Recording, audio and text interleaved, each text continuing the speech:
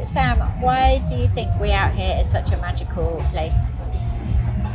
We've been coming to We Out Here for 5 years, and the first time I came, it was a bit of an experiment. I'd never been to such a big festival before, but as soon as we came, it just felt different. It felt like it was a place that I wanted to come back to again and again and again.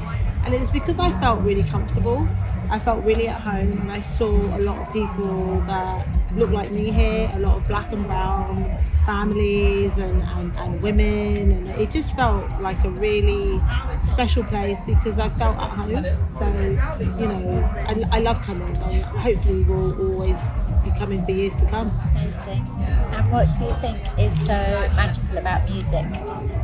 Wow, music it's a leveler. It brings people together. I think, music is a way to really draw similar types of people together. It's not always about what we say to each other or, the time we spend together, but sometimes it's just about the tunes that we play and how they speak to us. And music is a bonder, and it brings people together, and it transcends age, it transcends race, it transcends communities. And once you hear that bass line and that lyric or something that resonates, no matter who you are, it just bonds people. That's what I love about music, and it's reminiscent and it's nostalgic and makes you feel good. Beautiful. And tell us a bit about what you do with Book Love. So Book Love is a multicultural travelling book carnival, and we travel around the country to festivals and schools, and what we do is we bring books together by primarily black and brown authors, groups of people who perhaps may be described as marginalised or have an alternative viewpoint, and we bring those books together, so black authors, brown authors, neurodiverse, LGBTQI+, and it's all the books that perhaps don't always get the attention and the love that they deserve, that perhaps have a shelf life in a particular kind of like mainstream bookshop, but we bring them together and we keep those books alive, and we just like to create a community where people see themselves represented in the books here in the Book Love tent. Yeah. So it's a lot of work. What inspired you to start on this adventure? Well, I spent a lot of years in television making documentaries, and was always really passionate about storytelling and representing communities that I felt were like my own. However, I always felt that those stories didn't seem to resonate with the people I was pitching them to, whether that be the commissioning editors or the top execs. I always felt like they wanted something that they would deem more mainstream, and I felt quite at odds with that remit. So after years and years of trying to, I suppose, fit in, after having my third child, I decided that enough was enough, and I felt like I had so many stories to tell, and I knew that I couldn't really rely on television to do that.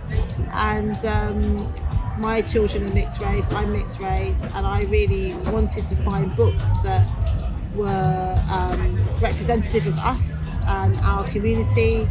And that's how it all started, really. When I couldn't find the books to represent us, I went out and found them and found other families who wanted them, and it then just sort of all fell into place. I never planned to become a bookseller or to start Book Love, but I just feel very passionate about culture and people and stories, and just created my own pathway, if you like, and this is how Book Love was born, really. Yeah. It's a beautiful thing that you've created. Yeah. How can people By accident.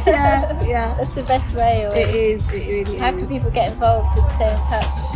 Well, we have an online bookshop, so you can check us out there at www.thisisbooklove.com, and we're also on Instagram, which is thisisbooklove_.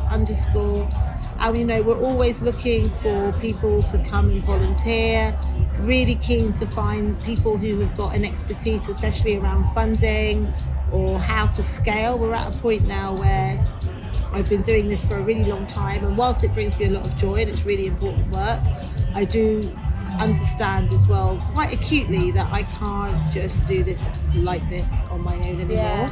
Otherwise it stays small. We were having a talk about that this morning, about the beauty of grassroots versus the need to scale. Right.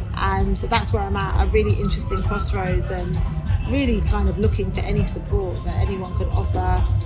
But I think internally I'm kind of also in quite a conflicted space, because no expert in the world can really always help you find those internal answers, and I've got a lot of I suppose uncertainties about what I want. Really, running a business is hard, and I've got a family, and the work is important, but also my sort of well-being is important, and so I don't really know how to balance the two. So it's the perpetual creative tension of remaining true to your art and your vision, but also making money in a capitalist framework. So if anyone's got the answer to that, our door's open, come support. But it's been brilliant, and I love doing it, and I don't really ever want to stop doing it, but I'd like to find an easier way. I don't know if there is an easier way, really. I think art is a gorgeous struggle in a way.